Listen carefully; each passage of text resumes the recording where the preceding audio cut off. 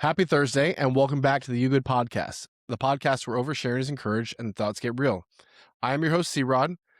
This week, we are sitting down with my friend Gino. Gino and I worked together back in 2014 during one of my first jobs post-college.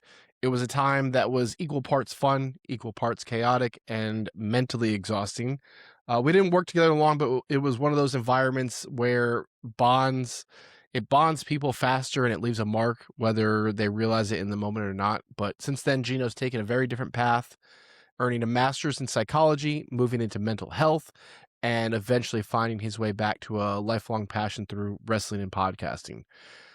Today, we'll talk about toxic work environments, the mental toll they do take, and how wrestling became a creative outlet and reconnecting, 10 years after we lost touch. Welcome to episode 33, Headlocks and Headspace. Let's get into it.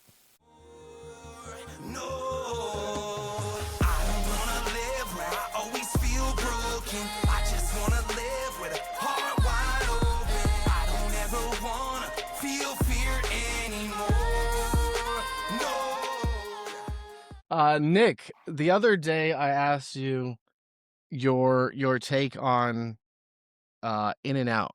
What's your take on hot fries? Hot fries? What Hot are fries? like Cheeto hot fries things? Yeah, What are hot how many fries? other hot fries are there? I know what what the you're hell are talking hot about. fries? I have no idea what hot fries are. Hot Oh my fries God. are the amazing snack junk food. Sometimes they come in cheddar fries. Got the guy throwing like 3 fries back as the logo. Oh, yeah, no, I never eat those.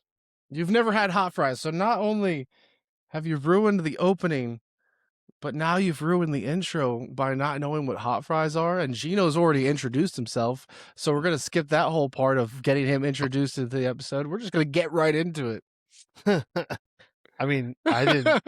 Hi, I'm Gino. I don't recall introducing myself, but it's a pleasure to be here with you guys. We were supposed to have intro banter where we introduced you. You weren't supposed to be a part of the hot fries conversation. Does that make sense? The power of editing. Yeah, I know. Anyways, Nick, joining us today is my friend Gino. Gino and I worked back together in 2014 at a company called TQL. This was a very formative and chaotic time of my life. I had just finished college. I really didn't know where I was going from there. I got fired from my mom's restaurant, which I don't think is a story we've ever talked about, which caused my move to Tampa, Florida, where I got my very first ever job at Total Quality Logistics. We'll talk a little bit more about that. But since then, Gino has taken a completely different path into the mental health field. Later, we reconnected through, I guess, a reprise of my passion for wrestling and his already, passion as it increased into podcasting, which is, again, how our paths crossed again. And I wanted to introduce him today. Gino, welcome to episode 33, and I appreciate you joining the You Good podcast. Thank you. Thank you. Happy to be here on the Larry Bird edition of your podcast. Very honored and look forward to having a great discussion with you guys, and hopefully everybody enjoys. So your fandom, obviously, is now wide in the open. I guess that's how we'll start this episode. Gino is unfortunately, Nick, a New England fan, a Patriots fan, a Boston fan. Red Sox? How does that make you feel?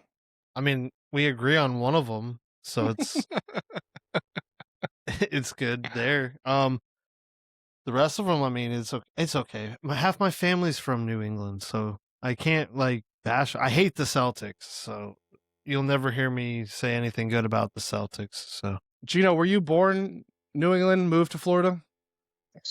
Yes, so I was born in a New Hampshire hospital, but had from 2 to 8 or 2 to 10, I was in Massachusetts, a place called West Newbury, Massachusetts, made famous by somebody that I'm sure we'll discuss here, John Cena.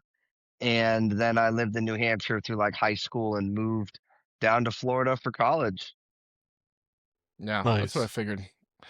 So one of my Facebook memories was just like I think it was us shit talking the Patriots and the Ravens, and when I was looking back and doing some of this research, it brings that hatred that I have for your New England fan base and your New England lifestyle.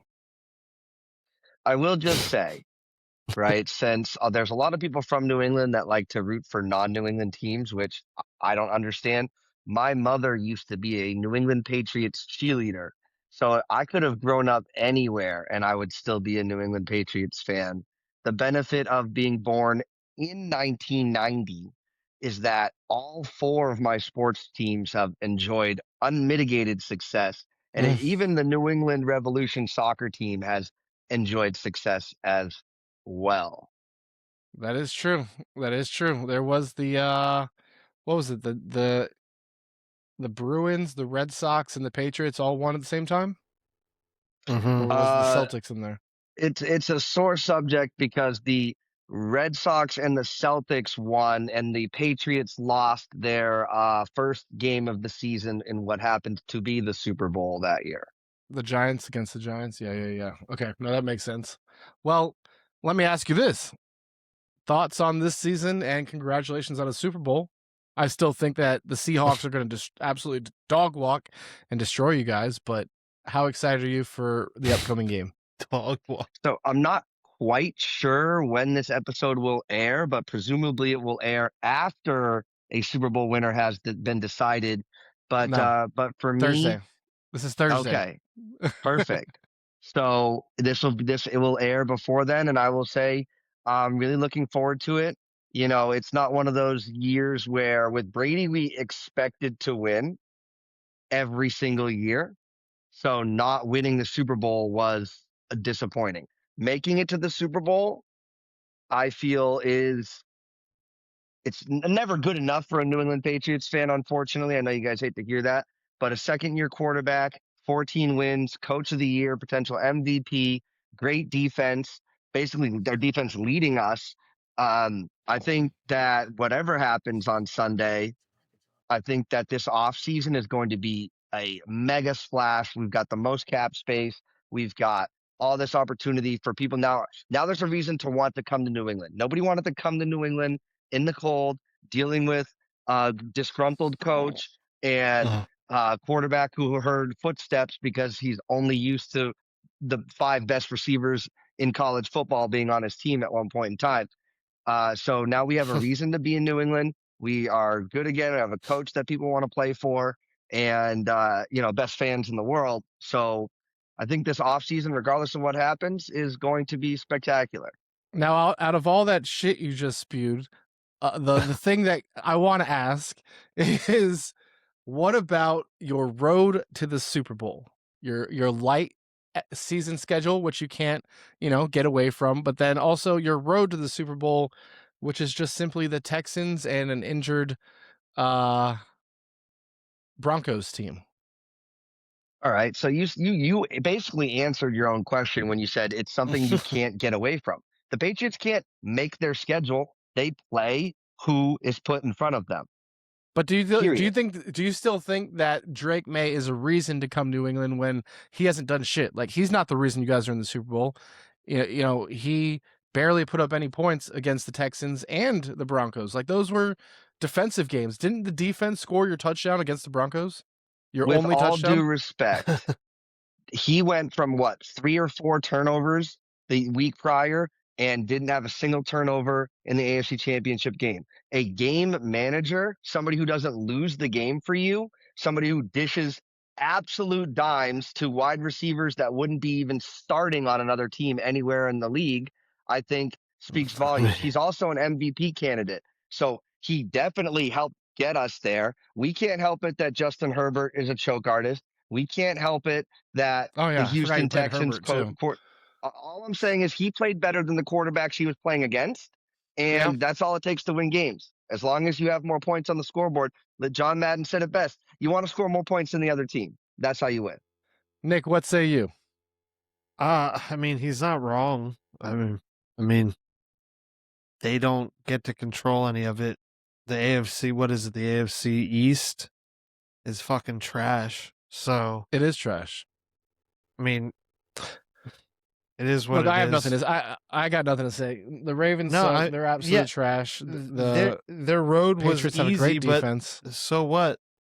I mean, I don't agree where you say now there's a reason to come to the Patriots and come to New England. I still think you have to prove it. Nick did. They have the money. They don't need to prove it. They have the money, but okay, what So happens what? when the talent, all these coaches, What are the all these teams got choices? new touches? What happens when the competition becomes good again and all of a sudden the Patriots are the worst team in the NFL again? When I mean, they don't were forget, the like, worst team don't for what, forget like last 3 season. years? Don't forget The last worst season they were the team- worst team in the NFL. They had the worst We had record the last third year. overall pick, which meant there were at least 2 worse teams than us. First of all, I'm second just of all, saying, like, how bad were they at worst, for like what 3 years? At worst, a runner-up for MVP at quarterback. At worst, a runner-up for Coach of the Year in his first year, and a top 10 defense in all categories with a rookie running back who is lighting the field on fire. Yeah, if I'm a wide receiver and I see our wide receiving core, like, What do you why mean? wouldn't They you want to gave go they be gave the number ball one? back to Stevenson because Henderson couldn't do shit. That's incorrect. They were using him. It felt like Mike Vrabel had something against Henderson early on. It was giving me shades of Bijan Robinson stuff. But when our dude is breaking off 50-yard runs, touchdowns, some of them getting called back, all I'm going to say is if we're winning games with guys like Kayshawn Booty and Matt Booty. Hollins, who doesn't wear Booty, baby. shoes anywhere, like if you're a guy like one of these number ones on another team or a number 2, like if you're Cooper Kupp, I know he's in Seattle right now, but like, you really want to keep playing behind Smith and Jigba, or do you want to try and be the number 1? Smith and Jigba, baby. He's great. But all you got to do is win the game and score just 1 more point than the other team, and that's all we need to do, and that's what we're doing. And the world collectively hopes that at the Super Bowl in a week or 10 days, whatever it is, that the Seahawks run the ball if it's first and goal. That's all we Oh hope. God, more than anything. Again, something you can't control, but remember, people say that luck just kind of happens. No, luck is when opportunity meets preparedness. And that's something I talk about in my mental health counseling with my clients. So Malcolm Butler and all of those boys had prepared for that, and they knew that that's what they like to do from first and goal, whatever. I hope they would learn their lesson, but I also kind of don't hope they learned their lesson. So we'll have to see. Your other sport, my fantastic T-shirt that will be posted on Instagram. People can't see it right now.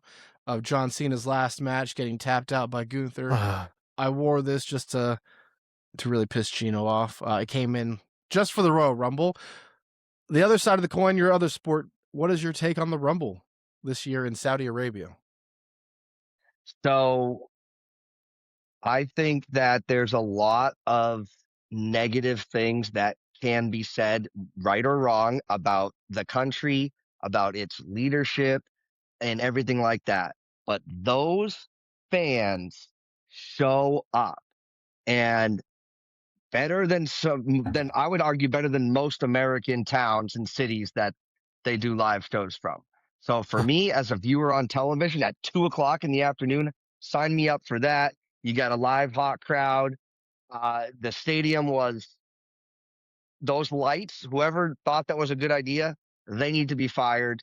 I hope that's the worst thing that'll happen to them, but you don't know over there what the worst thing that could happen to somebody is.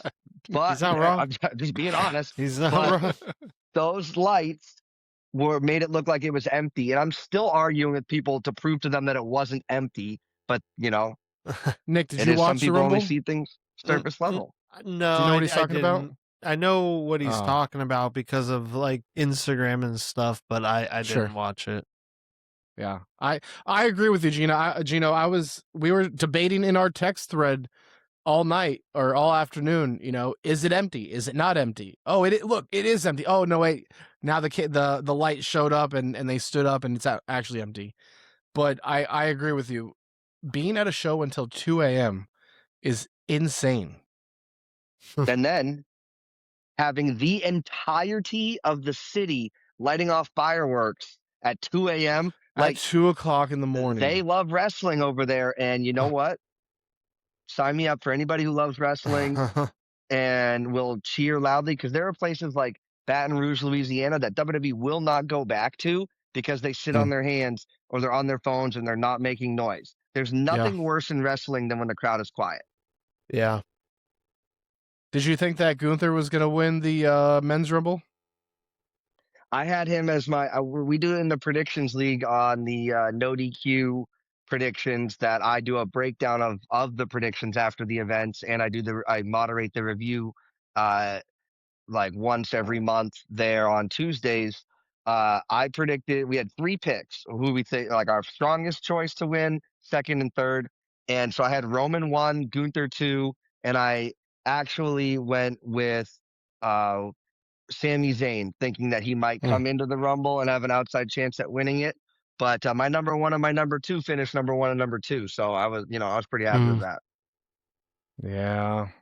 The only thing I hated was just the whole Lesnar debacle. I don't mind Roman winning. I thought it was fine. I just want to see Lesnar be where Logan was in the Final Four, and for them to, whether it was a botch or not, to eliminate Lesnar during Jey Uso's entrance, which like so annoying that they had him run it back like during the Rumble, kill that spot. Anyways, we'll talk about wrestling. I will defend go ahead. that though, because remember, Brock Lesnar came out and interrupted his rerun of the entrance at War Games, and everybody was like, "Oh snap!" Like, and it makes Jay look dumb for sure. The crowd in attendance, we love to yeet, so and honestly, I think it's the best thing that for Lesnar, because his elimination wasn't high profile. Like, you don't want your big, like, the reason why I picked Roman to win is because you can't keep putting him in this match to lose. It's not good for his character. It makes him look weak. At least Lesnar gets eliminated while everybody's distracted. It kind of flies under the radar because you're going to have him in there for the star pop, but he wasn't going to win, obviously. If he's in the top 4, then that means probably one person eliminates him instead of 2, which were Cody and LA Knight, where are your 2 bigger baby faces. So, I mean, if you're going to eliminate Lesnar, I'd rather have it done that way than some other potential way. That's fair. I mean, I could see where you're going with that, but at the same time, I don't think you can make anything fly under the radar, right? That's like a big. That's what half of the internet is arguing about. Whether it's the lights or the Lesnar's elimination. But we'll get into wrestling later on towards the back half of the segments. There's so many things that we have to get into and talk about. So many more important things that I want to talk about. Nick, I was going to go into a rotational opener of what's been heavy, but I think we skipped that here. Yeah, I'm good with that. Yeah. So we talked a little bit about where we came from, Gino, how we met. I think that's all ties back into where we first crossed paths. Like I highlighted kind of in the opening of the show, I came to Tampa after I was fired. Didn't really know what I wanted to do. I had worked in the hospitality and industry business for so long, and I went to a seminar in Orlando. I got a job offer for this company for like $28,000. I was like, "Oh, that's a lot of money. Let me entertain this offer." They were not really even low. Back then was it a lot of money. They were lowballing from the beginning, but here I am. I've overstayed my welcome in college. I had graduated for a year. I had been there just getting like absolutely hammered and trashed, and all of my friends were leaving Orlando, so there wasn't really much left for me.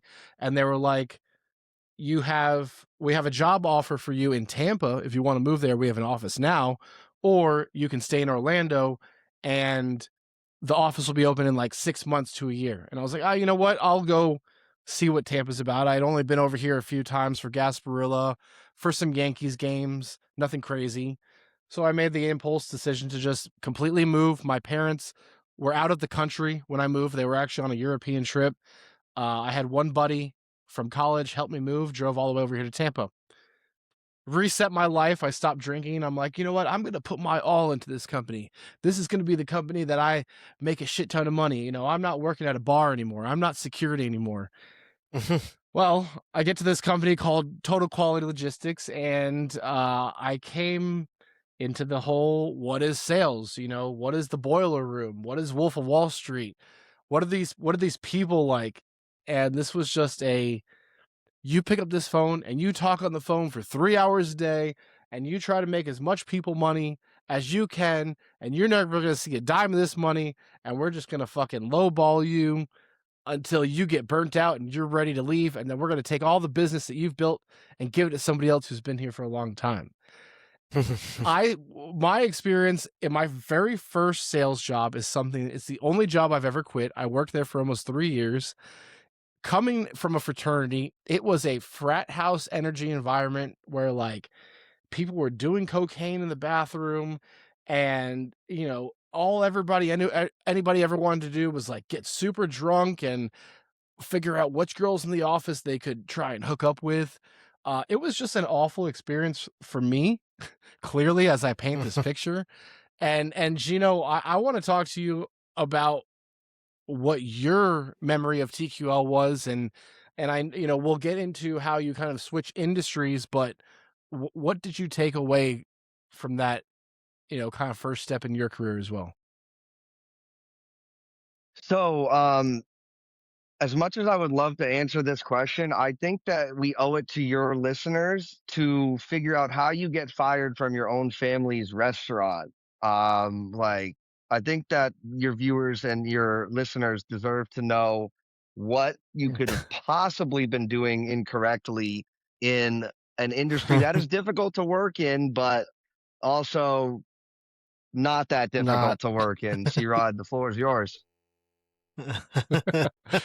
Thank you, Gino. I appreciate the question. You're not wrong. It was very easy to do. I really thoroughly enjoyed it. I do think that I was a better server than like 98% of the surfing population out there today. I worked there since I was like 13 years old as busboy, whatever, all the way through high school, all the way through college. And to answer your question, just told you that I overstayed my welcome in college, right? I told you that I was out partying all of the time, being drunk all the time. Well, Orlando to Lake Mary, where my mom's restaurant was, is about a 45-minute drive. So all through college, I worked at the restaurant. And that included going out Friday nights until 3 o'clock in the morning and taking a nap from 4, waking up at 5, and driving to the restaurant to open it because it was a breakfast restaurant. Okay. It was 6 a.m. to 3 p.m.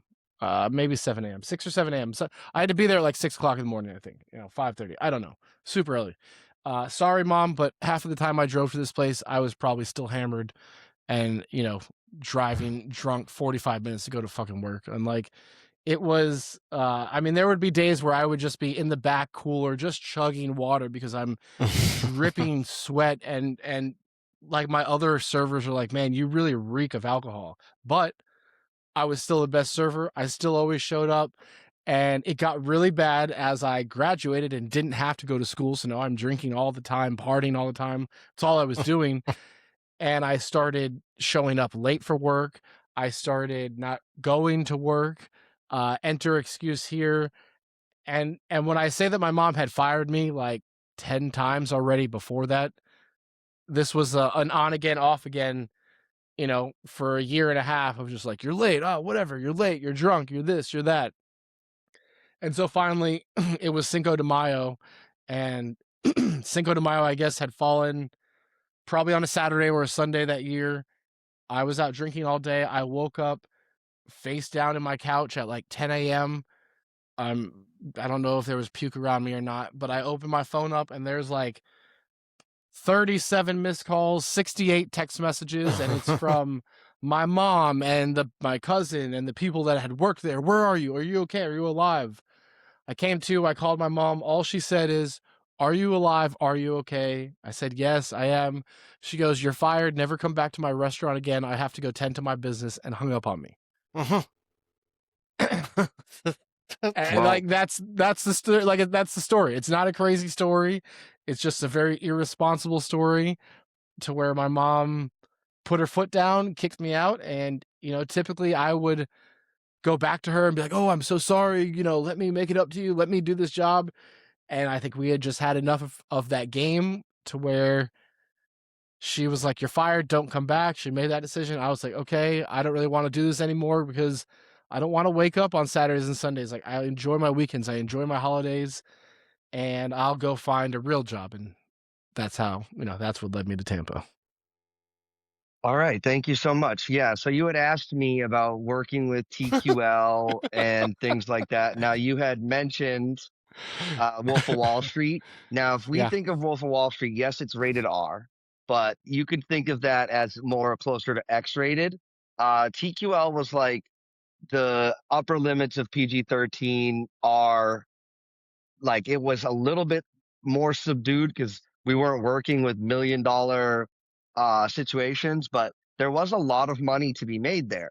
But with the frat environment, and I was in a fraternity in college. We call it a fraternity and not a frat because we want it to be somewhat different than your traditional party boy frat. We want it to be like a gentleman fraternity. So you'll hear me refer to my fraternity as a fraternity, but very much CQL was a frat atmosphere. And with that came your subdued levels of hazing or sometimes blatant bullying, but there were favorites. It was favoritism. If the manager, who I will not call out any names in this, if the manager didn't like what you had to say or didn't like your personality, he wouldn't necessarily fire you, but you weren't getting like the business. The people that were getting the business handed to them were people, yes, that had been there. They had put in the work. Some of them got handed things for sure, but there was money to be made there. But Um, when you say they were handed, that's what I mean with the turnover, to where they would hire these massive classes. They would put them through a 3-month training period. They would put them which out they on would their pay us own. for to sit in Right. a room and learn. Yep, they pay us. Then they put you on the room. They'd give you this goal. If you didn't hit the goal, they would put you on a PIP, and whatever work you did, whatever customers you gathered, they would simply take those accounts and they would cherry pick which vets that had been there would get that account, which favorites would get that account. Absolutely. And that is one of and then they would also make us, even though we signed up to work Monday through Friday, they would make us work Saturdays like 3 times a month. And there's ongoing litigation that I'm a part of for class action where we'll see what happens with that. But they were No joke. they No were joke. not paying people for their work. Yeah, you could say salaried, you just do it. But like if you're salary, you're still on a schedule to some degree. Like being Right. forced to work outside of that. Like, listen, I have no problem answering my phone at 10 at night, 9 at night because my driver needs a fuel advance or he needs me to get in contact with the receiver so that he can because he's there and nobody's answering. Things like that. That's part of the business. But yeah, we're gonna have you come in until noon when nobody else is working, like that you could call outbound to get business. Like that was where it started to feel like, yeah, maybe we're getting taken advantage of.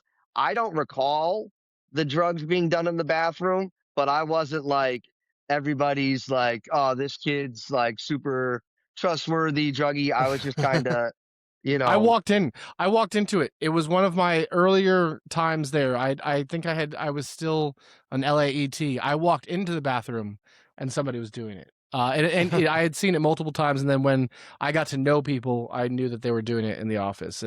But that's it's neither here nor there. I was just trying to paint a picture of like literally, I started the year after Wolf of Wall Street came out, and the people working there would be like, "Go watch Boiler Room, go watch Wolf of Wall Street. Like, I want you to be Jordan Belfort when you're on the phones." Like, Sell me this pen. honestly, like that's what some of these people thought they were like, and it was just very off-putting for me. And like Gino said, you had to be at your phone 24/7. There were times where I would be at the bar, hammered at 11:30 at night on like a Saturday or a Friday night, and my phone would ring because we worked in logistics. So we were taking loads from one place to another Yeah. and delivering them. And sometimes there would be early deliveries or late deliveries.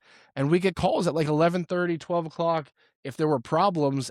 And so like you were constantly at your phone having to answer it. Mhm. Oh, I can't answer this, because then if we didn't answer it, we'd get in trouble, the next day when we go back to the office and the notes say, this person didn't answer, dispatcher Unreachable. tried to do this or Yeah. whatever. Yeah. Yeah. It Did was you guys come in at the same time, or no. I was on my way out, Gino, right? You were in training when we first met. Is that correct? I'm a little iffy on the time frame there. I believe I came in around 2013, 2014, 2015.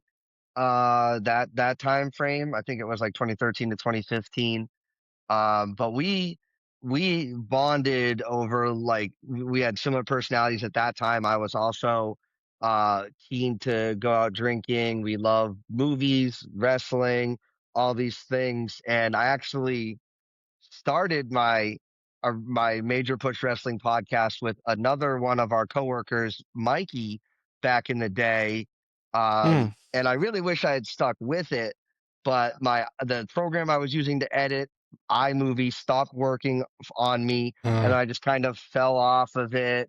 And I really regret that, because if I had done that for freaking 10 years straight, like, who Mhm. knows what would have happened. But Yeah. my true passion and what I wanted to do ever since I was a little kid, it wasn't freaking moving truckloads across America, which literally all America is now, is one truck moving packages from to and from, especially now with Amazon. Mhm. But Yeah. I always knew growing up that I wanted to help people, and sales isn't, it just wasn't, it was almost the opposite of that. Like, knowing I Right. was essentially ripping somebody off, even if it was a good service, whether I was selling cell phone coverage or truckloads or freaking gym memberships. Like, you always knew that you were making money off of that. And to me, that was like, Yep. I could do it, but I didn't enjoy doing it. Mhm. So I had gotten out of that. I kind of took some years off, bounced around. I probably worked every single job there is out there, relatively speaking, But until was there anything though, particularly at TQL itself, that the mental strain taught you about yourself as you decided like, hey, this wasn't for me? Because like very early on, I like I said, it was one of the only jobs I've ever quit in my life, where I literally wrote into my calendar and I said, I'm going to walk into our manager's office, and I'm going to quit on this day. I don't have another job. I don't know what the plan is, but I had made like a whole vision board or whatever you want to call it about what my goals were going to be after I quit this job, what I was going to do. And one of them was never being treated like a number again at a large corporation, because I don't know if this was the same for you, but when I came in, I was on a draw, meaning I had to make a certain number a week to get my paycheck, for commission. I basically had to pay for my paycheck. And that was something else that I think they had gone to court for, and they ended up switching that draw system. But at one point, the accounts payable office had missed like a $20 check or something, or $20 payment, and I didn't get my commission check for like $4,000 or $5,000, which when I was only making $28,000 a year, that was a lot of money to me. I was living downtown Tampa. I was living in a high rise. My paycheck basically paid my whole mortgage. And so they were like, no, we're not giving you this money because you're $20 short. And it was like a clerical error. And they refused to pay me unless I came up with all this proof or something. And it was like at that point where I'm like, okay, you have me doing this, you have me doing that. Like, do you remember the hot dog eating contest that you were a part of? Like when it pops up on my Facebook memories to like where you guys were shirtless in the office, like doing a hot dog eating contest when Oh people were my trying to god. work, and they had like Friday beer drops. It was just a very weird environment where they were trying to teach you one thing, but while doing another. And I just I had some good memories from that place. I have some great friends that I still talk to from that place. I learned a lot, but it also taught me a lot about myself and like how I wanted to be treated in the professional world moving forward. Did you ever have any sort of epiphany like that, like during your time there? Yeah, you know, I appreciate that they tried to make it fun because they knew what they were doing, and like you said, how we were being treated to some degree. Yeah, giving us beer on Fridays, you know, that helped us maybe instead of quit that Friday, we come back again on Monday, eat hot dog eating contest, the ping pong tournaments, the all that stuff. I mean, it was a if you could do that and you got, you know, essentially lucky enough to find the right customer on the right day to give you all your business, whatever. But you mentioned it perfectly kind of at the top there. Like it's about how you're treated. For me and to anybody who worked with me at that time there, whatever, feel how you want to feel about this. I'm not calling names out. You're lucky I'm not. But I was getting bullied. Um and I'd come in, my work stuff would be all over the place, my monitors would be unplugged and all this stuff, and you got to get in there, you got to sign in right away, or you're losing money. I'd come back and my car was semi-vandalized, like all Mm, these types of things were happening, mm, and you know, to me, you don't let your job mess with your paycheck, and it was also messing with my mental health, having to endure some of that treatment. And it's like, you know, you go say, hey, this is happening, but the person who's doing it is making more money or has been there longer, so they don't really care. And whatever business I was generating was eventually going to get given to somebody else anyway.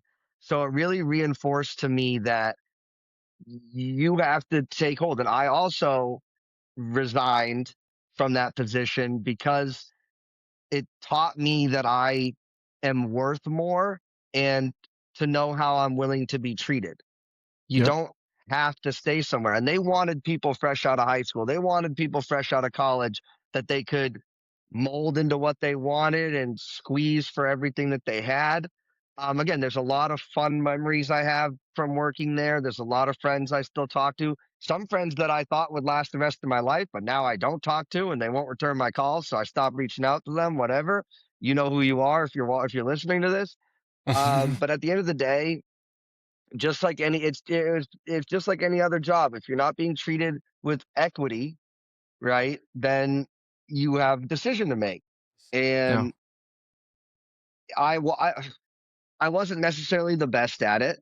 Then I switched from the sales to an LC where I'm covering somebody else's loads. And he was and the guy who I was working for when I was covering loads for him, he treated me very well. He was a good guy. I'm still friends with him. Like on Facebook, we don't really talk, but like there were good people there. It was the way the company was being ran as a whole, and that's why they're faced with lawsuits and things like that.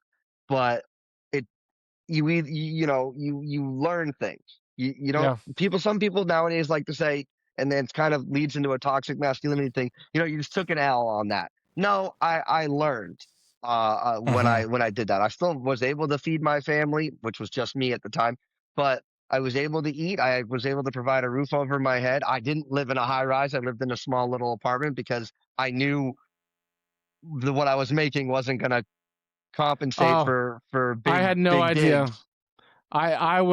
I had a paycheck. I was seeing $1,200 paychecks. I'm like, oh my god, this is so much money, Mom. I'm gonna go get a high rise because the rent's only $1,400 a month. I can pay for that. Oh, big fucking mistake. Big mistake. Nick, before we kind of switch over into the next segment, have you been a part of a job where you know toxic masculinity was so strong?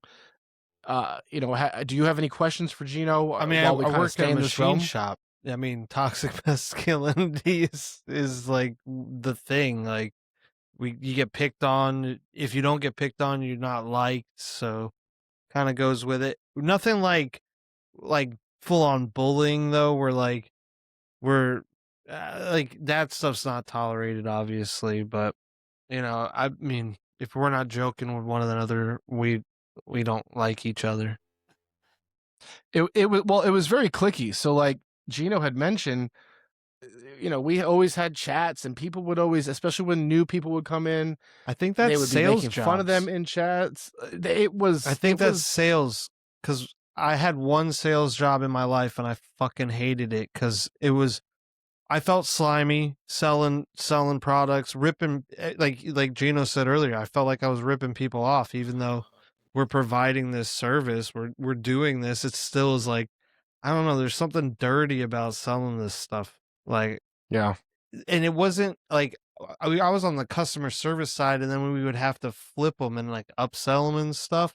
And I'd have this person call in asking why their bill's so high, and I'm like, well, you signed up for this promotion for a free laptop. Yeah, well, I only wanted internet, and they told me if I did this, this, and this, I would get a free computer. They didn't tell Yeah. me it was this much money. And I'm like, yeah, well, I can cancel it, but you got to give the computer back, and then you got to ship it back on your own dime, and like all this other stuff. I'm like, I just feel dirty. That was Mhm. one job that they came to me and they were like, oh, you got to get your sales up. And I'm like, I'm good. Just let me go today. And they're like, huh? Yep. Like, me and you both know my sales numbers aren't going to get up by the day you're asking. Just let me go. And they're like, will you work till the end of the day? I was like, sure, if that's what it takes. And I literally just sat at a desk waiting to leave that day. Like, I was like, and that, like Gino said, I realized then, I'm like, this is not it for me. Like, I'm worth more than this. This is not what I meant to do. But I did have a question for Gino. What fraternity are you in? So my fraternity is TKE. Okay. Tau Kappa Epsilon for the uninitiated. Nice. I'm a Phi Delt, so okay. We're all different. I don't remember if we had that at the University of Tampa, but Phi Delta Theta. there was I don't think so. We were at USF. I know that, but I don't know if we were at Tampa. Mm-hmm. And there was some toxic masculinity that was brought in to kind of start that. Like they gave us a president from another chapter elsewhere in the country who that chapter tanked. And then surprise, surprise, our chapter tanked. He's like 33, 34 years old. And he was hitting on all the freshman girls, and they'd be like, your president's a creep, yada, yada, yada. And it's like, this is the opposite of what we signed up for. Like we were fraternity, Reagan, like we want to hold doors open for women. We want to respect women. We value consent, whereas maybe frats in general don't value that kind of thing. But again, I met a lot of great people there. There are friends that I'm still like, I'm best friends with some of the guys that I was in that fraternity with to this day. And would I have been able to hang out with them and meet them and have my life bettered without that? Probably not. Right. People say, oh, you buy your friends. Not really. Not really. Pay for the network. You still gotta like each other and stuff. Yeah. I paid for the network. Yeah. I paid exactly. for the connections that I have. Yep. I paid that. Some of the best connections I have through my fraternity I met at conventions. They weren't even like brothers that I saw on a daily basis. It was literally people I met once a year, maybe, if I was lucky enough to go to these things. And I paid for that. Yeah. And parties, but I didn't pay for my friends. They would have been my friends no matter what. But I wouldn't have been able to go to those parties. I wouldn't have been able to do any of the stuff I was doing with them. Intramurals, like playing sports with my friends, I couldn't have done if I didn't pay those dues. And I think, that part of it kind of sucks, but it shows you how business is run. Let's get back on track though. Away from fraternities, back to toxic masculinity, back to the sales floor. Let's talk about leaving that world, frats. So leaving that world, Gino, you mentioned it. It clearly pushed you somewhere else. You had a passion to help people. So, talk to me about that transition, or I guess transition back into this psychology field. Sure. So it wasn't just like the next day I was able to get back into that. Like I was still working sales adjacent jobs. Like I worked for a medicine company, like still doing like outbound sales. It was still giving me that the skeevy, I was still feeling a little scumbaggy. They were like, target old people. They're not going to remember. Right. Get their credit card, whatever. And I was like I'm at a medicine company to help people, and I ended up doing serving for a while, and I did like medicinal deliveries and things like that. Like I wanted to help people, and I Ooh, just pot couldn't find a dealer. way to put my bachelor's in psychology to like the full effect. Did I maybe not take it as seriously as I wish I did when I was in undergrad? You know, I was getting good grades, but I didn't really commit to like internships and a lot of like, you know, I regret a lot of decisions I made, even though like I have great friends and got the education and had a great experience. Like, there's still things that like I would pass on to my children when I have them eventually that I would want them to understand about those years and the opportunity to have fun outside of that while still getting your work done. Um, but then I was in a relationship, um, and she, you know, you want to be with somebody who's going to encourage you to do better. But she basically waterboarded me to do better. And that was, you know, I signed up to get my master's degree basically to appease her. And I didn't get it directly in counseling. So I'm still taking classes now to fill in the gaps of what I need to officially become a licensed mental health counselor. But I got Okay. my master's in psychology right as COVID like hit. I was graduating, so it was you know, actually a really good time to be a mental health counselor. I got the job, even though maybe I'm not True. qualified on like my class, my course structure or whatever. But as long as you had a master's in psychology, you could do it. You could work under somebody else's license.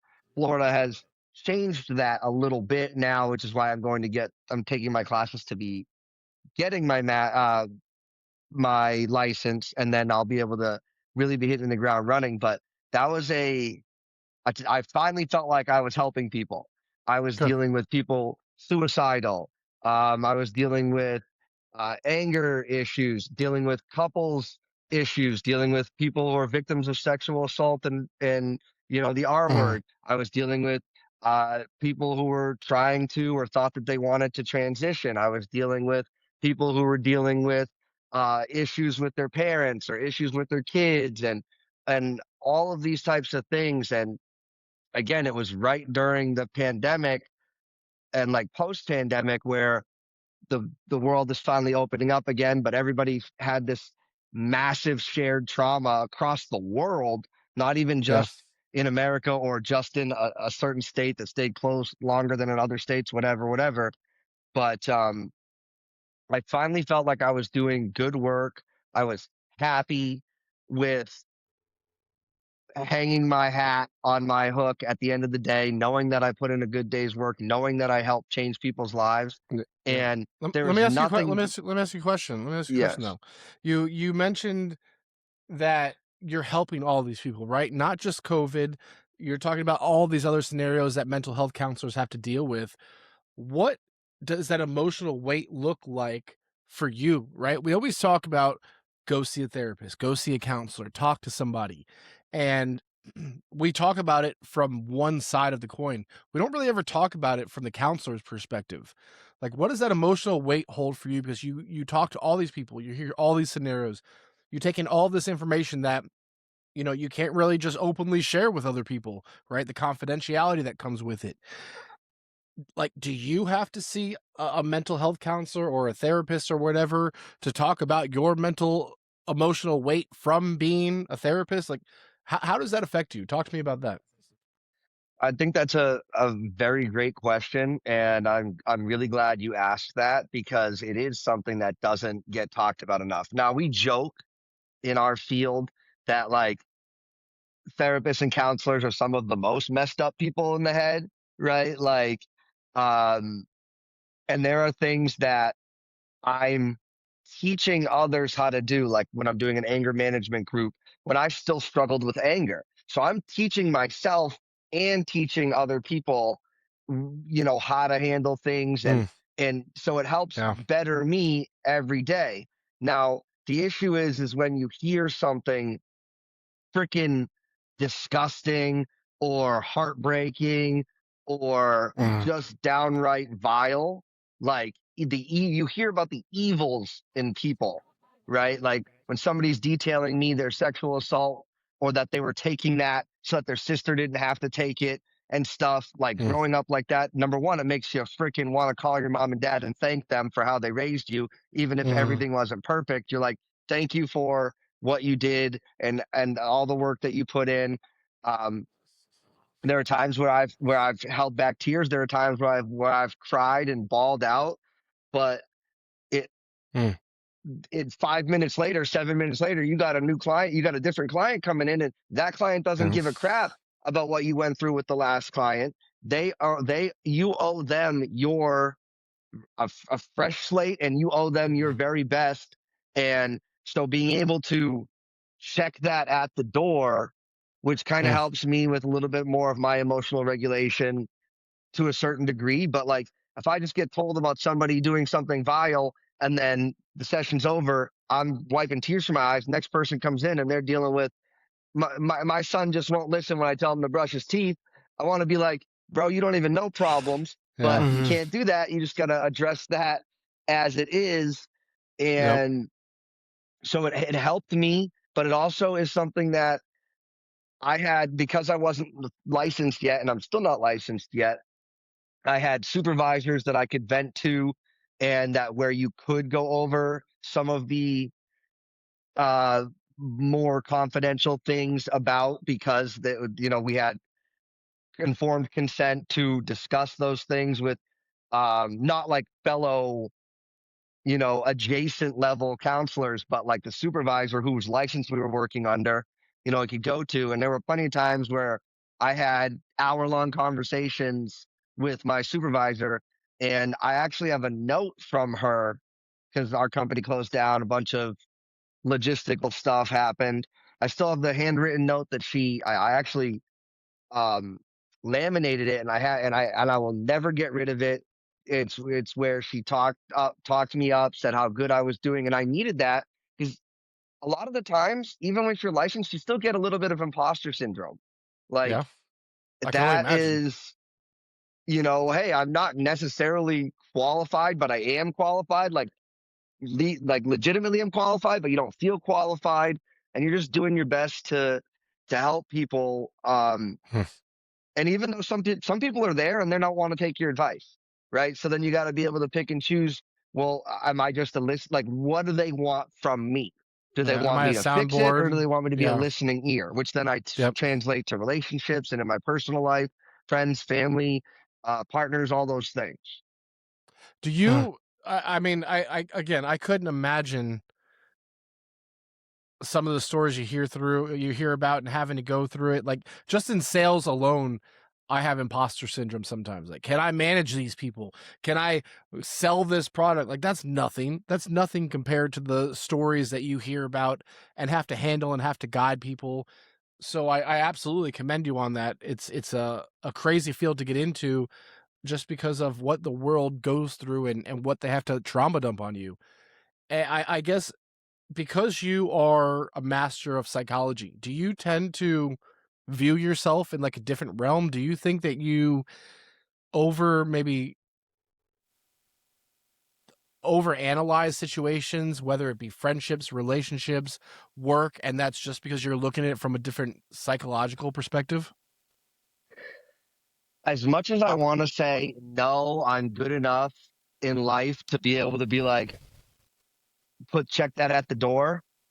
A lot of the interactions I get into, especially with the people closest to me, like my brothers, my parents, and my girlfriend, like a question will be asked, right? And I'll be playing through, well, what's the meaning behind the question? Like, what type of answer do they want? Blah, blah, blah, blah. Are they like, or like, I'll expect them to know things that I know when I've spent, 8+ years in high level learning situations, figuring out why people do what they do and how to change that and stuff. But I do my best not to counsel in my personal life unless like a buddy sits down and is like, I need therapist Gino, I need counselor Gino right now.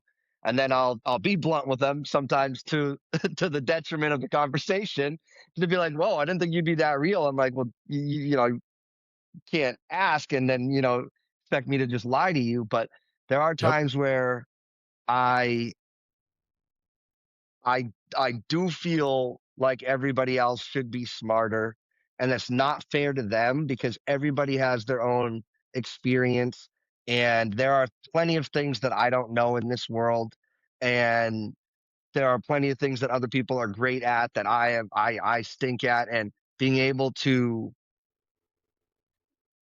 check that at the door. Like, I always have to remind myself, as much as I want to talk, like the first session with somebody is listening. You don't try and solve their problems in the first session. Number one, because ideally you want them to come back, but there's no greater feeling in my line of work than when somebody gets discharged and they feel like we've hit their treatment plan goals, and Yep. now they are ready to go on and take the world with those skills. But in my personal life, like, I don't get there's that. It's tough to differentiate, but I do my best to, to the point where sometimes I'm being asked, "Well, you're a therapist, you're a counselor, like you should know better. You shouldn't get this angry. You should give me more leeway. You should whatever." And it's like, you know what, you're right, but it is hard. I do my best to just be Gino instead of be counselor Gino 24/7. But Yeah. when people know you're that, you kind of deal with the stigmas associated with that, for better or for worse. No, that's crazy. Nick, I know that you're a big proponent of mental health and therapists and counselors in general. Do you have any questions for Gino just about the field? How? Yeah, I do. How do you avoid like burnout when dealing with like those heavy stories, and like how do you cope? Is it just talking to your supervisors, or what do you do? So that's another great question, Nick, and I appreciate that. Sometimes it's a blessing and a curse to have a client, because ideally my day will be filled back to back to back. I meet for 53 minutes. We are granted 7 minutes to put in our notes. If I want to, I have a day and a half, 2 days to get those notes Seven in. minutes before your next meeting? Yes, So because you do it you by 53-minute holy chunks. shit. And if I want to make my nut, right, I have to meet with a certain amount of people in a day. And I don't want to be meeting from 8 to 8. Like, I would like to I'd like to get out at a normal hour and things like that. So sometimes Wow. I will spend like the end of the day putting the notes in. And honestly, we talked about it before we went live. Like, AI is now a tool that's being integrated into our health record systems where the stuff's getting filled out, not necessarily for me, but like if somebody's within normal limits, I still have to put their affect, their how they appeared, and like a huge list of stuff. But now I can click within normal limits, and it fills all that out. And so that does help a little bit. But having a new client come in, and not like it's my first time meeting with them, but like having the next client come in is a curse in a way, because I have to find a way to check that at the door. But when you're sitting there in front of somebody else, like, you don't really, it's also a blessing because you have to switch it. But, Hmm. there are days at the end where I'm calling my girlfriend, I'm calling my mom, I'm calling a friend, and, I can't get into specifics, but I'm like, I heard some really awful crap, like, and you just got to cry and let it out. And that is what I tell my clients too. Sometimes, I mean, it's always okay to cry, but sometimes you have to let yourself cry. And that Hmm. comes back to a toxic masculinity thing and an environment where I kind of grew up in my whole life, and where men don't cry, men don't feel emotions. The only emotion it's okay for a man to feel is anger, and that couldn't be further from the truth. So I'm trying to deal with the fact that I didn't handle anger very well. I'm still working on it to this day, because you're either getting worse or you're getting better. So if you're not continuing to work at things, then you could slip back into those habits. But it is something that the burnout is very real. A lot of people the turnover rate in that is very high. People like to get upset, and that's when it's all going smooth. If I'm meeting clients at their house or doing telehealth or some other form of thing, and the people aren't showing up, or they forget that I'm coming and I drove 30 minutes to their house, not getting paid for the gas, not getting paid for the drive, can't bill for a telephone call, all these types of things, like it gets frustrating and it adds up, which is one of the reasons why I am now working full time at an elementary school with behavior and doing counseling after school. So that way I'm not, I'm able to get my, I mentioned get make your nut. I'm able to get a paycheck, have good insurance, and still work towards being licensed because I do want to do that full time.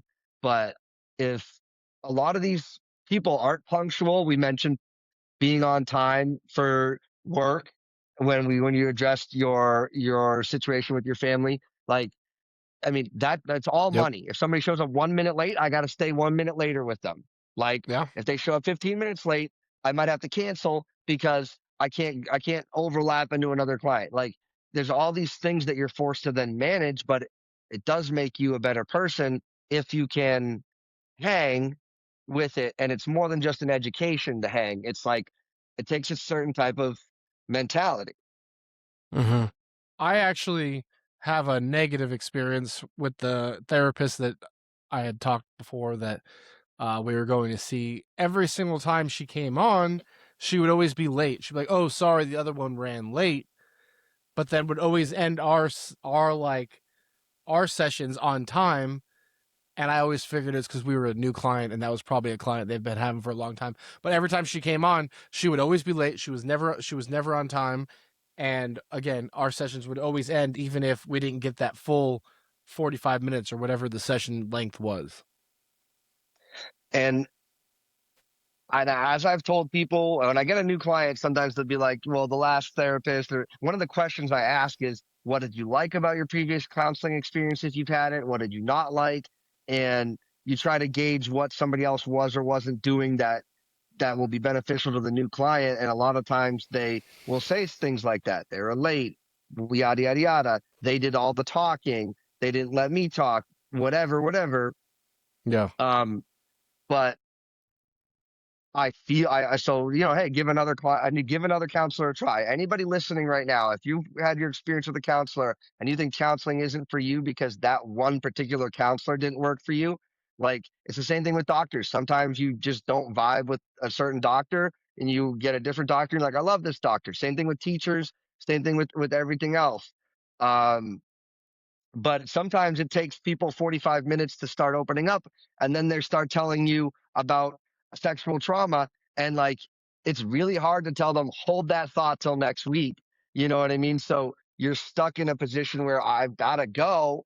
You really got to plan out like how you want the flow of the conversation to go, but there are those times where there's really no natural stopping point, and it Yeah. becomes difficult to manage, which is why I multiple times I've encroached over the limit of the one session, but sometimes into the next session, sometimes not. But then I don't have the time to breathe, go, whatever, grab a bite to eat, heat up my food, whatever, whatever. And you don't Yeah. want to be eating for the next client and stuff.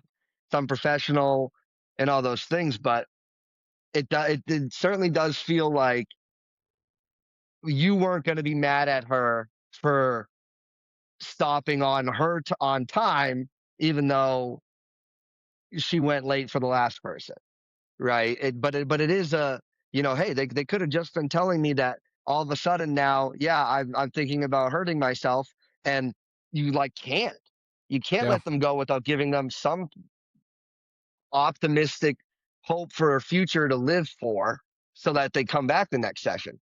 I've had people with Wild. mutilated arms, mutilated legs and stuff. And like, you really, like, more importantly than any other client, because counseling is about coming back for the next session until they no longer need it.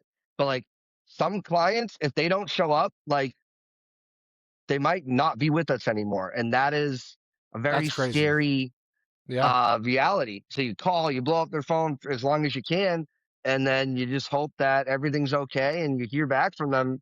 You know, it is a lot for sure. It's a very you have to be a very strong-willed person to get in that field, and again, you're doing a service for people that, a majority of people wouldn't wanna do. I wanna ask you one last question before we kinda segue into the last segment here, and, we always ask people kind of at the end of the episode to leave the audience with one thing, and I'll ask you that too, but more specifically, what is something that people, I guess, should stop expecting therapy to fix instantly? And then what's one last thing that you just want to leave, the audience with specifically about therapy or counseling? So that's a loaded question because it really just depends on uh what whomever is listening needs to get out of it. But at the end of the day, I will say it's a marathon, not a sprint. One of the reasons why they tell us not to try and solve anything on the first session is because you really need to understand the scope of what somebody is going through to and make a treatment plan that lasts, right? Whether it's anger, I need you to understand. We go over, okay, how a scale of 1 to 10 on your anger meter works. And then what are your anger habits? And then assertiveness training, how to get what you want from somebody without being rude to and disrespectful to them, or rude or disrespectful to yourself by being passive, and really be able to be respectful of them, respectful of you by being assertive, which people think is a bad word. No, assertive just means you're respecting yourself and you're sharing your thoughts, but you're also not accusing the other Hmm. party of anything and all those things. But if it's a trauma situation, it's how to go about overcoming and living in that new world. A lot of people just want it to go away or forget that it's going to happen or forget that it happened. No, like you learn to live in your new world with whatever loss you've experienced or whatever trauma you've experienced. But if I were to leave somebody with one thing, and you're going into counseling hoping to get fixed, just understand our treatment plans are for like a 6 month period. Hmm. So you gotta keep coming back. It's like physical therapy. It's really like anything. Like you can't just go once and hope your labrum tear is stronger all of a sudden from doing a few shoulder flies. Like you have to go there, be consistent with it, like anything else in life. And frankly, if you're with a counselor or a therapist that you don't feel like you're meshing with, then there's no harm or foul. I've never taken offense to somebody being like, well, they want a female counselor, or we just don't feel, or we feel like we've plateaued, but we're not perfect here. Like we would like to try and transition to somebody else, or we want, uh, you know, at home instead of telehealth, or whatever the case is. But it's a marathon, not a sprint. Yep. And do you're there for a reason. Some people, like minors, they're there because their parents or guardians want them to be there. But like if you're an adult seeking counseling and your therapist tells you, look in the mirror and say 3 positive self affirmations every day, and you don't do that and you think therapy's not working, like you Hmm. have to allow it to You work have for to you. work it. Yeah. You have to do therapy. You can't just tell your therapist what you want them to tell you. You can't just and oh god, one of my friends, that's the biggest thing. It's like he's like complaining about his therapist. I was like, well, have you done what they've suggested? No. And the positive affirmations is a huge one where people are like, I'm not doing that. It's like, how hard is it to just have ChatGPT spit a list out for you and just pick some? Yeah. Like, just pick some. It's not a hard concept, and uh, the amount of people that are in therapy but aren't in therapy is insane. Some people benefit from just having a third party to vent to or bounce ideas off of, for sure, for sure. But like if you're struggling with low self-esteem and depression, like, and you think it's silly to look at yourself in the eyes in the mirror and say nice things to yourself, that's because you have lied to yourself constantly that you don't matter, you're not worthy, you're ugly, you're stupid, to where that's become your truth. So it's going to feel silly to look yourself in the mirror and say, I'm beautiful, I'm worthy of love, I'm smart, because you feel like you're lying to yourself. But in reality, you're telling yourself the truth, but it feels like a lie because you've let the real lies become your truth. And if your therapist or your counselor is assigning you homework, whether it's to journal your most angry moment of the week, or write a letter uh, to somebody, but don't send it, right? Oftentimes, people, you see that Family Guy joke where, oh, I thought I was supposed to send those letters.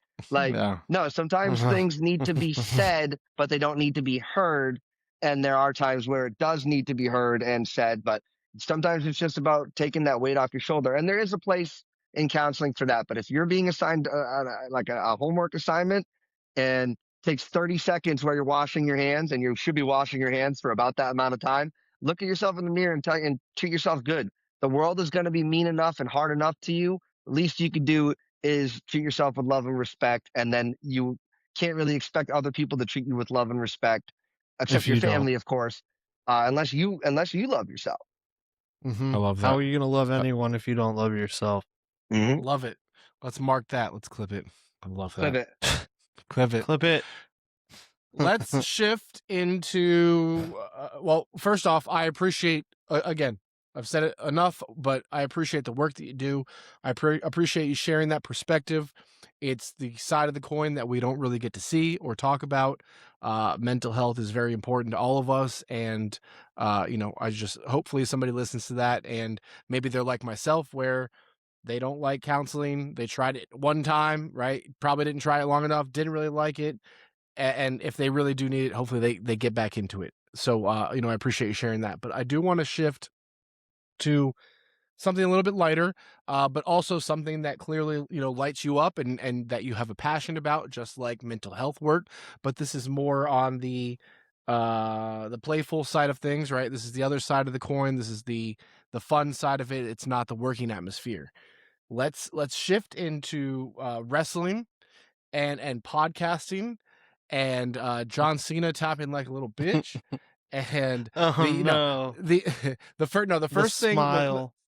the first thing that I want you to do is tell us where we can hear Major Push Wrestling.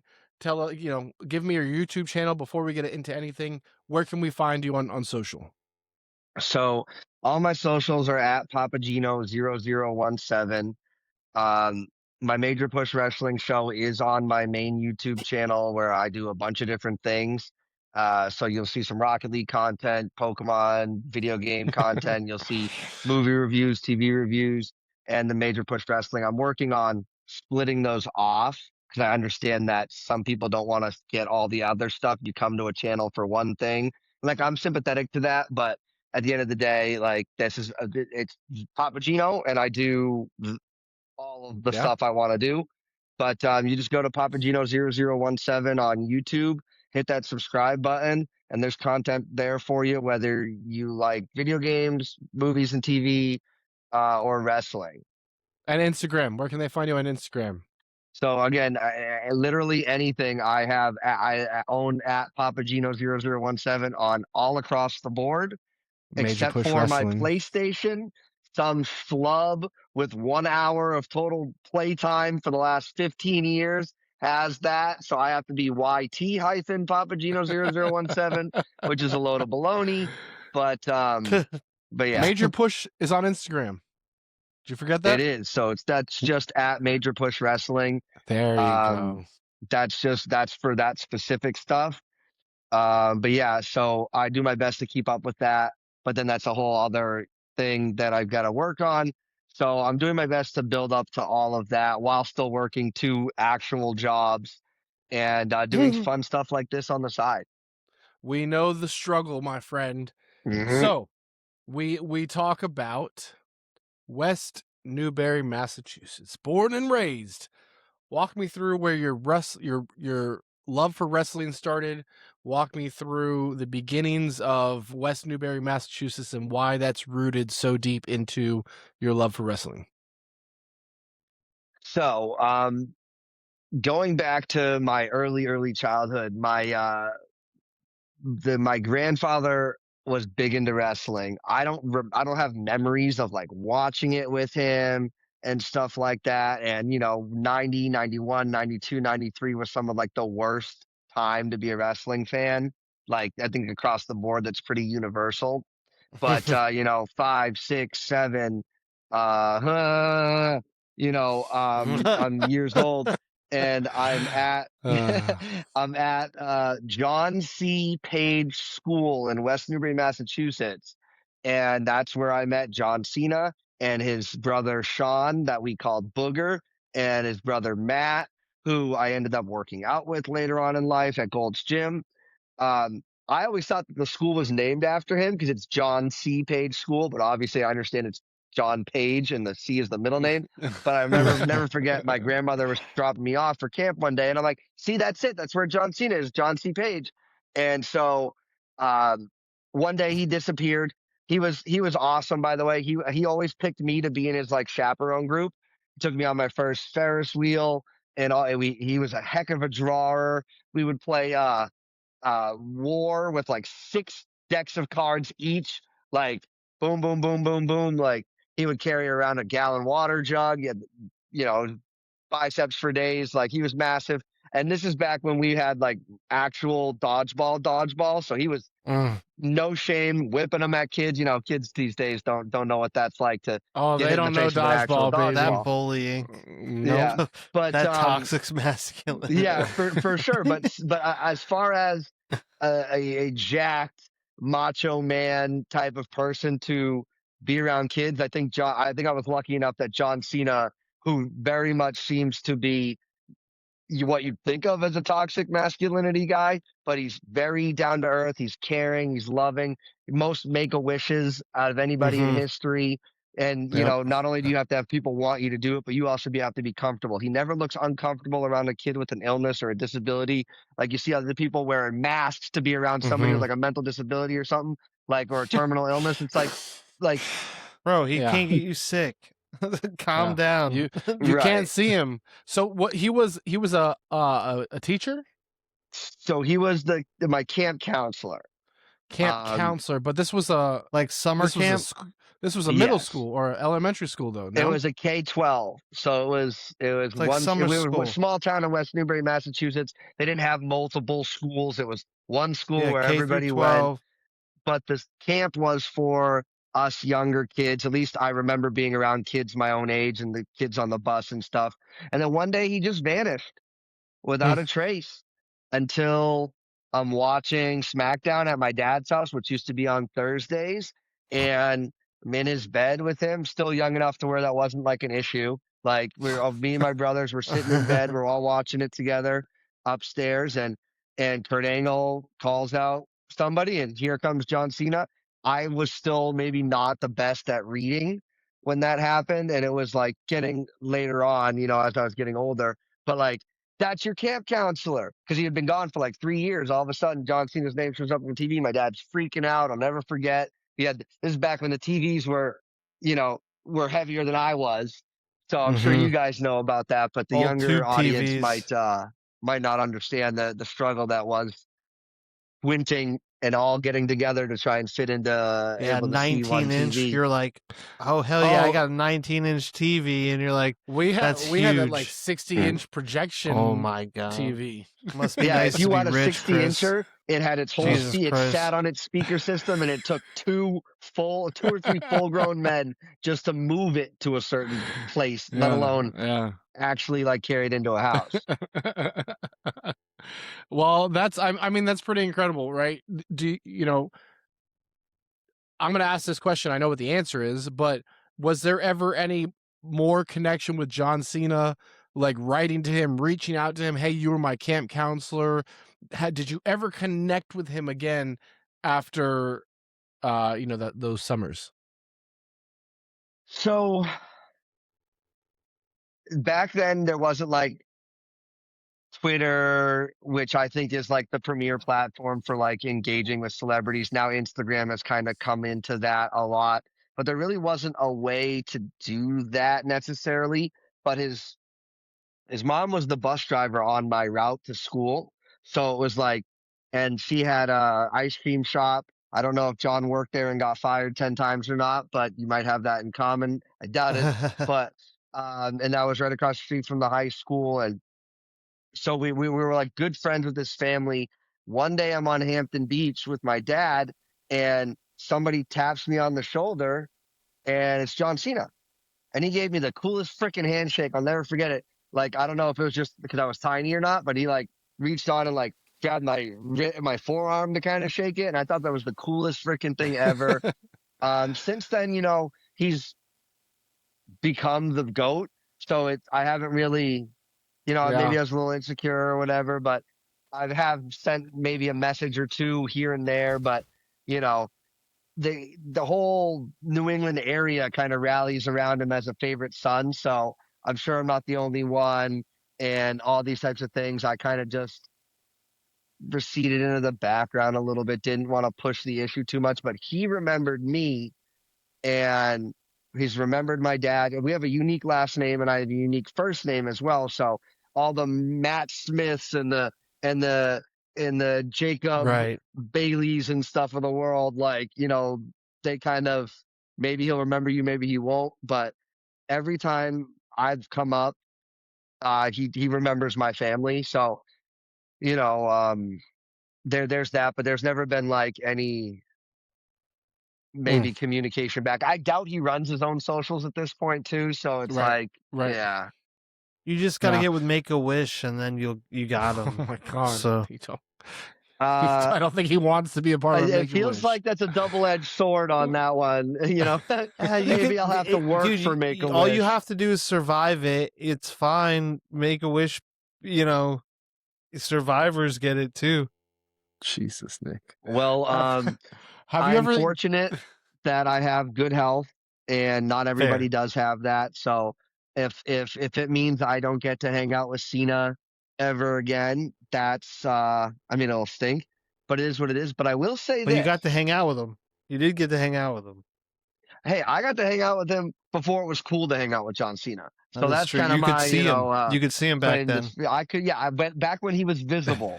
I got to spend every day of the summer with him, except for the weekends. And again, even when we go to Six Flags or Canopy Lake Park or Water Country, shout out to New England theme parks. I went to Battleground in Tampa back when you could afford to sit on the floor without taking a second mortgage out on your house. And he does his throwing of a hat into the crowd. And I got his hat from that event. Oh, So it's in a nice. glass case. One day I hope to have him sign it. There's Just wait for conventions. Well, right, that but was he going to be doesn't my even really- question. yeah. Have you ever thought about paying for a meet and greet to go see him and then just being like, "Hey, John, long time, it's Gino." Yes, for sure, but he really doesn't do that stuff around here because he lives around here. He lives probably within an hour from where I'm sitting right now. I won't forgot dox him or anything like that, but I know where he eats breakfast on Wednesdays, or at least did 10 years ago. Creepy, all these dude. things, but if there's ever an he's a creature of habit. Like there's a Yeah. container. There's a container shop over in Tampa. Like I don't even know what the name of it's called, but he goes there all the time. Apparently, people see him there all the time. He's like Ric Flair. Ric Flair has all the same spots that he goes to around here. Sure. And I feel like everybody's kind of like that. Like I go to the same Buffalo for Thursday Night Football and whatever. But I do have multiple signatures from him. Just I haven't gotten it Like the in personal person. one yet? Yeah. Like my girlfriend got me, bless her heart, shout out to Courtney. She's freaking amazing and the best thing that ever happened to me.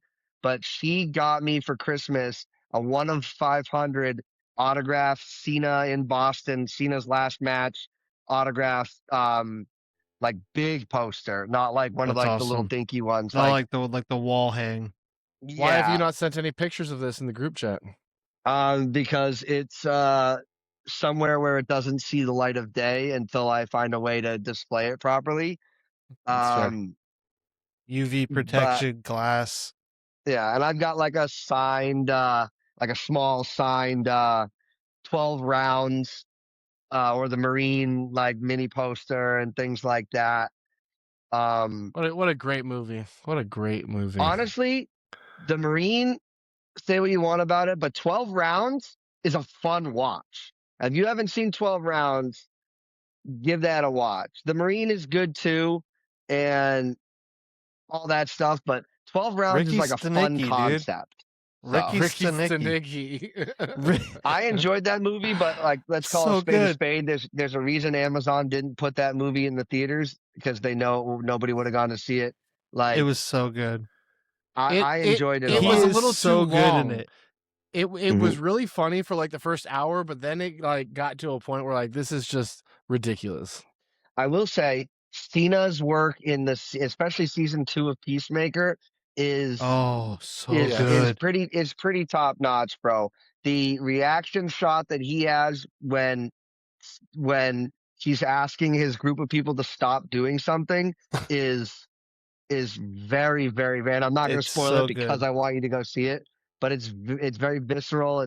It's very real, and you know, Cena's always been good in front of a camera, on the mic, around people, but like, you know, maybe he lacked a little bit in his subtleties to his acting, but Peacemaker season 2. I mean, again, it's funny, lighthearted, but it's also very serious, and you got to kind of be into James Gunn's type of humor, which I am. So Mm-hmm. for me, it worked on every level. I love how he's not afraid to do a butt chug in blockers, or you know, Oh, that movie was get ridiculous. made fun of for being like uh liking Amy Schumer because she kind of looks like a dude in Trainwreck. Like, he's not afraid to go there. He went naked on the stage at, what was it, the Oscars? Like, my man is not afraid to go there, and that level of confidence and on toxic masculinity. Like, he's not like, I'm not doing that. I'm John Cena. Like, even The Rock, he played a homosexual character in Be Cool, and I thought that's so cool. Like, most people Mhm. would have said, nah, man, I'm too cool for that. Nah, he's just like, I'll do it and I'll try and crush it. Like, Yeah. it's acting. So for Yeah. me, like, he's just an inspiration. Other than my parents, like, John Cena is like my hero. So That's We can amazing. tell. Do you think that so one of the trends that I always see is when people are getting married, and Callie and I have talked about this, you know, when you're getting married to send invitations out to maybe like 5 or 10 celebrities. Would you invite Cena to your wedding? Do you plan on that? I mean, I would be happy to send an invite out to him, but you know, when I eventually get to that point, which is coming pretty soon, you know, the whole question. But I she's gonna have pick as to maybe what celebrities. And right now, I feel like Joe Jonas is getting an invite, Dylan Efron's getting an invite, Glenn Powell's getting an invite. So maybe I'll be able to, invite a couple of celebs on my own. But I also have a big family, and for me, I would love to get as many of my family members there as possible. So I think I might have to just send him the Zoom link, for that one. Okay. Here's you said something interesting. So I've guest starred or guest hosted, whatever you want to call it. I've been on your podcast a few times, and you had said something that was interesting one time, and you were talking about uh potentially one day being able to create the wrestling storyline, you know, camp counselor versus camp attendee. If I had ever made it in the WWE, was there any point of your life where you actually tried to wrestle? Um, so being so close to FCW, which is right off of Dale Mabry in Tampa, when I was going to the University of Tampa, I always thought, well, it's right there. I took really good care of myself in college. I was 4% body fat, 190 pounds. Like, I was, but I was always not the best at maybe handling pain, and I didn't really pursue it as much as I should have. Because back then, 6 foot, 190 pound guy. I mean, Finn Balor is that now, and then there's room for that now, but there really wasn't a lot of room for that in wrestling at the time. And my dad's my hero, but he kind of soured me on the idea. He's like, "Come on, Gino, that's for like big guys and stuff like that. And, maybe if my kid tells me they want to do that, I might help them try and figure out the yeses versus the nos. But my dad's a Yeah. realist and, car salesman, very salt of the earth guy. And so I maybe didn't pursue it as well as I wanted to. But one year, MTV Made came to our campus. This is back towards kind of like the tail end of when it was run its course. And me and my buddy, we decided to co-apply and co-interview we wanted to be made into wrestlers. We were like, Okay. if What Epico is and the Step Primo Brothers? can be wrestlers, me and my buddy should be able to do it. And we actually got to the callback stage, but we didn't make it after that. My buddy blames me. He says I must have said something, whatever. I don't know. I think I'm a pretty personable and fun guy that would be great on television just because I'm not shy. But Yeah. it never really got further than that. I actually did do some commentary, and I took a chop at a a local promotion here in Florida, and I was working security at an event that McFoley and Daroc's dad were at. I was actually going to go into the ring, and that would have been my foot in the door, but I had an incident happen with somebody who shall remain nameless, and I had to leave the event before I got to do our spot. So there are all these what ifs, but at the end of the day, like, as much as I could sell for my teddy bear on the trampoline and whatever, like, I don't know that I would have been very good at taking bumps. I Yeah. trained for one day with somebody who's doing really well right now in like the indie scene. La Brava, I'll shout her out. She helped train me and Sonny. We did it for a day, but again, we thought it Oh. was a sprint, not a marathon. So, we didn't maybe give it our all there. I always thought eventually I was going to do it, but then at a certain point in Yeah. my life, it was like, I'm probably going to be a manager or a commentator, but podcaster and doing podcasting, if that's as close as I get to it, Yeah. I've I'm gonna lie and say I've come to terms with it, but I've come to terms with it. So I'm gonna let's wrap. I want to wrap up this episode with just that, right? Podcasting becomes this itch, this scratch to this wrestling itch. Talk to me about starting Major Push Wrestling. Where did the name come from? Where did it start? And where do you want to see this thing grow? Let's wrap it up there. Sure. So, um, with Mikey back at TQL days, we were doing that, and you can still see some of my most viewed videos were before I did the overhaul and started it with episode 1 again. Um, but the name Major Push came from like the dirt sheets and stuff. Oh, this person's in line for a major push. This person's in line to get a big push coming up. And I was just like, Major Push Wrestling. Like, it kind of rolls off the tongue, like, and Yeah. it's gotten easier but a major push is a term in wrestling. So I figured we might as well use, carny speak with it. And it's very crude. Like, there was one point where I had him record his whole part, and then I saw it, chopped it up, and like was acting like we were talking to each other. So I'd be like, "So what do you think?" And then I'd play his thing. And so I was pretty proud of that episode. But then like the week later, the software stopped working, and I didn't really maybe try so hard to try and fix it. Even when I was the LC at TQL, the guy I said I worked for, who treated me very well, when I was leaving, he's like, "I really hope everything takes off for the YouTube thing." And I maybe didn't give it my all with that, but Yeah. ever since then, I listened to a guy named John Campia. Shout out to John Campia show on YouTube. He's worked at AMC, he's worked at Collider, all these things, and Okay. his people always ask him, "Well, how do you start a podcast? How do you get into the space?" And he's like, "You just do it, right?" And at Just do that it. time, and even more so now, there's a lot of negativity out there. People not talking about the things they like. They all like to talk about the things they hate. Hate gets clicks, right? This was the time where the Man of Steel had just come out. all these things. Star Wars was coming back, and people were like, all those things. And he's like, just get into it. If you want to see positive voices in the space, you just got to get in there. And he was encouraging, like, and this is more about movies and stuff, but he was like, just get out there. We need more people out here. And he's like fostering the next generation. So I was like, you know what? Yeah, I'm just going to record my 30-second review, 50-second review, of leaving a movie theater of what I thought. I'm going to start up Yeah. Major Push now that I got a guy like C-Rod, guys like Sonny, and a bunch of friends that might come on with me. But I started Oh, to it's do Mike that really. Simeone. Yeah, I just absolutely. went to your very first episode and looking at little baby Gino and yeah, Mike Simeone. Okay. Yeah, that was back when I cut my own hair, and boy did it look like it. Um, but when it comes down to that, like I was watching No DQ a lot, and that's who I now am a moderator for on their mainstay show, the No DQ Review, every Tuesdays at 7 p.m. Eastern. Shout out to that.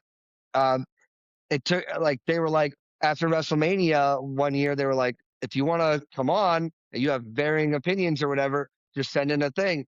And it took me like 5 months to feel comfortable enough to do that. And I started live streaming video games and doing these things to get myself comfortable with the red light again. Yep. Hopefully not saying and but, even though I know I've said that a few times on the podcast. Forgive me, guys. I'm trying my best so that dead air situation doesn't happen. Dead There, I air. almost did it again, but I'm catching myself because I'm trying to be better every day.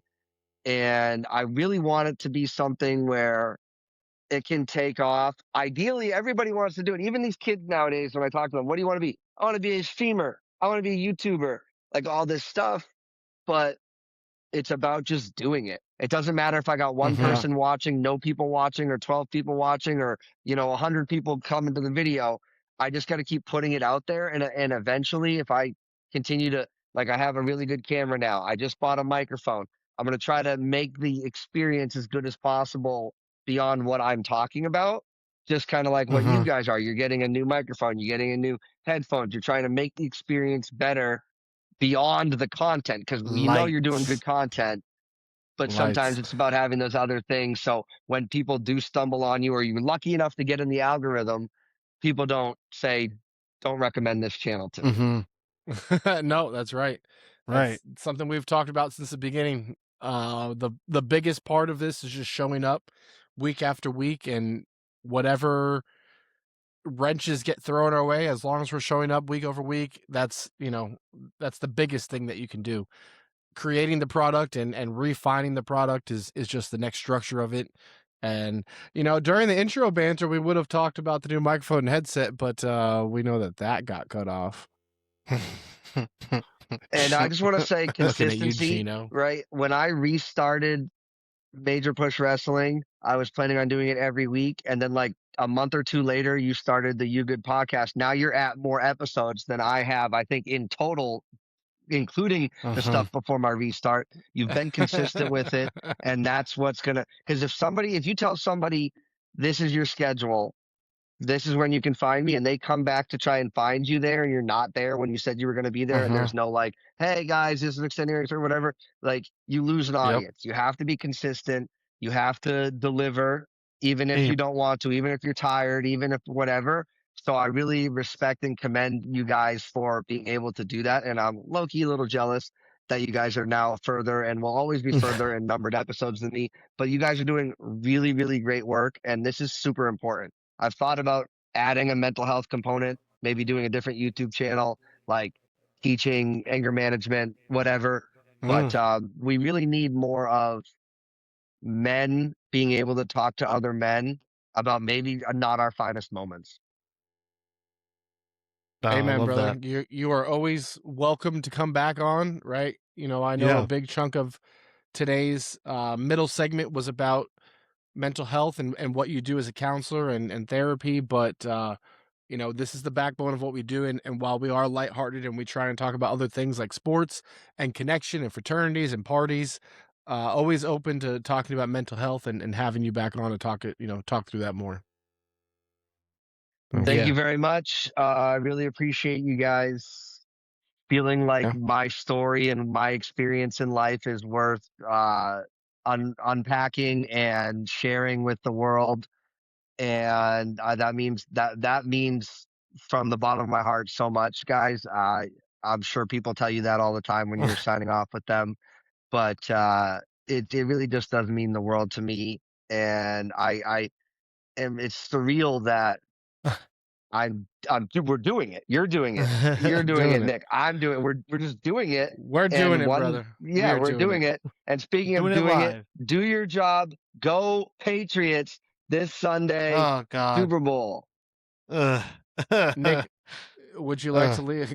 Gino has left us with his words. No, Would you like to leave us with anything? I'm looking forward to the next time we have you on for sure, because you give a different side to this mental health thing that me and Chris don't necessarily get while we're in therapy, or I'll speak for myself, because we know Chris has struggled with finding the right person. Hopefully he'll try again, but for now he has this as his outlet. So, but like I was saying, like we have now you as this whole other uh outlet, I guess, but also like perspective. So I'm looking forward to the next time Yeah. you're on and we can dive more into that. That will be interesting. Heck yeah, Absolutely. man. I am available. Just get back with me, and whenever you guys want to have me on again, I'd be more than happy to do it again. The Of world course. needs, like was Campia saying to all of his viewers, myself included, like we need more positivity online and in the space. And I think that you guys are doing a really, really good thing here. And there is a place for positive masculinity in the world. And uh, just one last thing to touch on that. You know, whatever cancel culture and whatever people like hating on Mm. men as a whole because toxic masculinity exists. I just want to say toxic masculinity affects men too. Like we grow up under this expectation and under this shadow and having to do things a certain way and whatever. And it hurts us and it affects us too, trying to either live up or not live up or try to be our own person. So, maybe everybody take it easy on people because we're all growing up in that same culture. And, we're maybe we got three guys here that are trying to better it. So, Here, I here. I I second all of that, and I think my last words. I think careers change. We've seen that drastically from you, from sales to mental therapy. I think passions circle back. With me loving wrestling, like we've talked about on your show before, loving wrestling, taking a 10-year hiatus and coming back into now where I'm wearing the gear again. Coming on podcast and going to live events. I just think that nothing that you live through is wasted, and whatever the evolution comes through for the years, like it's okay to come back. Like for us, reconnecting after 10 years, I think has had a purpose to it, where we've had conversations and we've seen each other in person, to where I think it's just been for the better. And some things that break us early, right? I talked about my experience at TQL and just knowing like, hey, this is not the environment I want to be a part of. I think it shapes us as we go through life, and I think that you're allowed to evolve with basically just without apologizing for who you used to be or what you went through, but taking those all on as life lessons, and evolving and growing and sharing a positive light. So, again, Gino, we appreciate you being here. You can find Gino at Papa, that's Papa, Gino, Gino 0017 on most social medias. On YouTube, he is at YT hyphen Papa Gino 0017, correct? yes, but Major I am Push because Wrestling. that's because Papa Gino 0017 is used for my unused YouTube channel when I had a how to extract egg whites from actual eggs video that I made freaking 20 years ago. So I need to figure out a way to get that to be toward the real channel. But yeah, right now it's YT hyphen. And I look forward to engaging with all you Yeah. guys who come find me there. Follow him there. Catch him on Major Push Wrestling. I am sure I can be back on soon. I know we talk about it all the time. But if any part of today's episode hit home, please share it with a friend. Tag us at CrodsPod on Instagram. You can follow us on TikTok at CrodsPod and help us keep these conversations going. We drop new episodes every Thursday morning at 8 a.m. We are live on YouTube, Spotify, Apple Podcast, Amazon Music, and iHeartRadio. If you have a story, a topic, or you just need to vent, email us at crodspod@gmail.com. We want to hear from you. We are here to talk to or talk for you. Our safe space is your outlet. And as always, until next time, live fast, eat ass, or protect your finisher and your peace.